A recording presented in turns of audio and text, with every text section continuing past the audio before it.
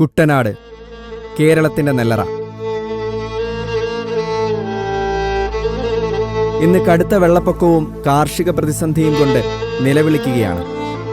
ജനജീവിതം ദുസ്സഹമായിരിക്കുന്നു.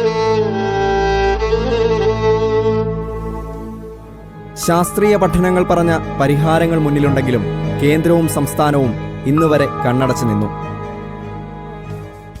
ഞങ്ങളുടെ ആവശ്യങ്ങൾ വ്യക്തമാണ്. 1. Mechanised dewatering system. 2. കനാലുകളിലെ എക്കൽ നീക്കം. 3. പാടശേഖരങ്ങളുടെ ബണ്ട് ശാസ്ത്രീയമായി കെട്ടി ശക്തിപ്പെടുത്തുക. 4.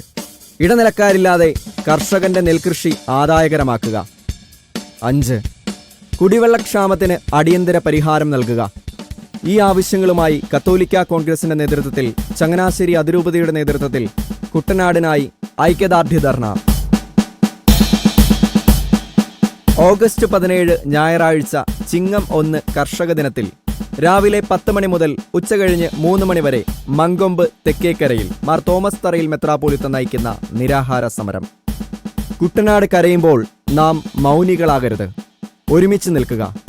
കുട്ടനാടിന്റെ ഭാവിക്കായി, കർഷകന്റെ ജീവിതത്തിനായി, നമ്മുടെ ഉത്തരവാദിത്വത്തിനായി.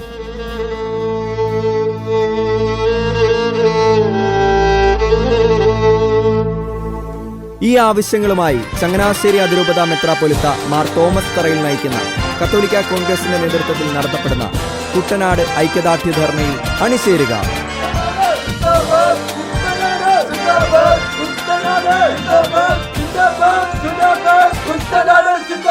ഐക്യദാർഢ്യ ധർണയിൽ പങ്കുചേരൂ.